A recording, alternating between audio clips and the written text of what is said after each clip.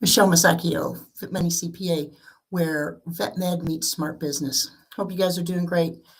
Wanted to talk about some things that you may want to change about 2026 that made 2025 just financially stressful for you. And the reason that 25 may have been financially stressful, it's not because you're bad with money. It's because you're still doing things as though we were 15 years ago.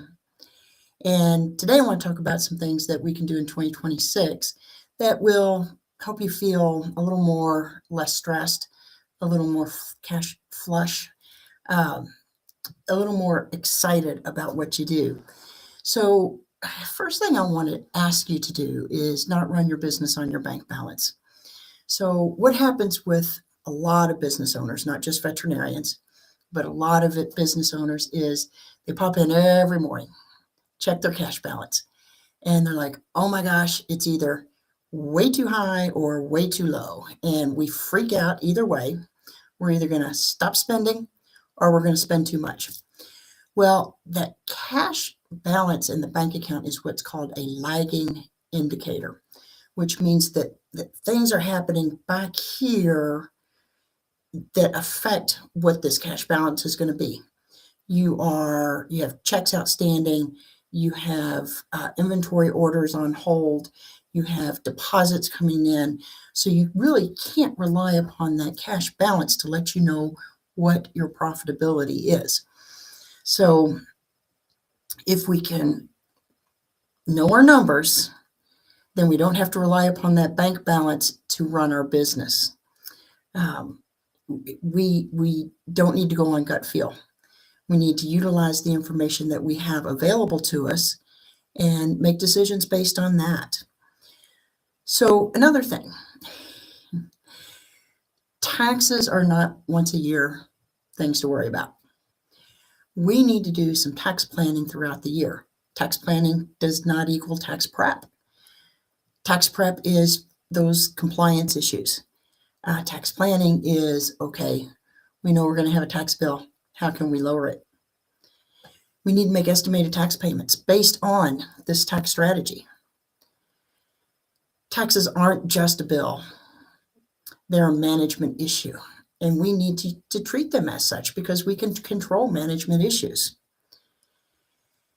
I'd like to ask you guys to stop ignoring the small leaks. And one of the major contributors to this, and again, I'm guilty of it, all business owners are guilty of it, is you have subscriptions that you no longer use. It's, oh my gosh, that looks like a great subscription. I know I'm going to use it. Bam, $100 a month, no problem. Well, here it is, maybe a year, 2, 3 years later, that subscription out there and you don't remember it. You don't utilize it. Get rid of it. Easy enough to do. We'll do that for you. Poor inventory control. Do you have an inventory management system? We need to take care of that and monitor it. And it's not a daily monitoring, but it's a way that we know the numbers.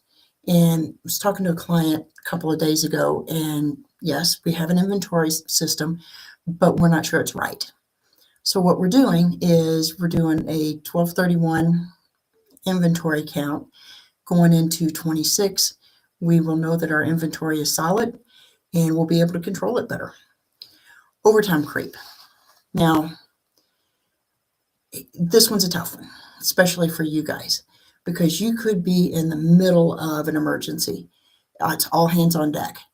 And you've got a tech over here that is hitting 40 hours a week. Well, you're not going to ask that tech to leave. You need the hands.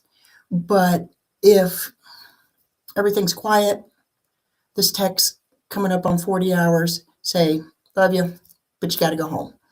So just it's being cognizant of things like that. And your fee schedule, have those been updated in the last 6 months? Folks, I know you've noticed prices have increased and we need to pass those on to our clients. I know nobody wants to do it. It's like, oh my gosh, they're already fussing at me because my prices are too high, but we really need to take care of you. because if we can't take care of you, we can't continue to run the business. Speaking of which, stop paying yourself last. Depending on your entity structure, you actually have to pay yourself a reasonable compensation. So we can take a look at that, make sure you are paying yourself a reasonable comp. But your take-home pay is important. Not just your W-2 pay, but those distributions. We need to make sure that you are not stressing out over money. We need you to have that Zen moment when it comes to money. Going back to that bank balance, don't want you to confuse revenue growth with profit growth, because getting in new clients, yay, we're happy. But think about it. New clients means more inventory, possibly more staffing. So when we're planning revenue growth, we want to plan that profit growth as well. So last thing, I want you to stop avoiding looking at those numbers. I know they stress you out, but that's because you haven't been taught how to read them. You were not taught that in veterinarian school. Nobody has taught you since. You have learned some things on your own, but what we want to do is get to that point of clarity, because if you have clarity, you have calm. Even if the numbers aren't perfect, you know how to change them. We have simple dashboards, not complicated reports. You don't need a 40-page report to see where you are. Your numbers aren't judging you. They're just giving you instructions. They're telling you that story. So if you're ready, drop down below in the DM, stop, and we will send you our simple framework to help you get through this. Remember, you run the clinic, we run the strategy. Your dream practice, your real profit.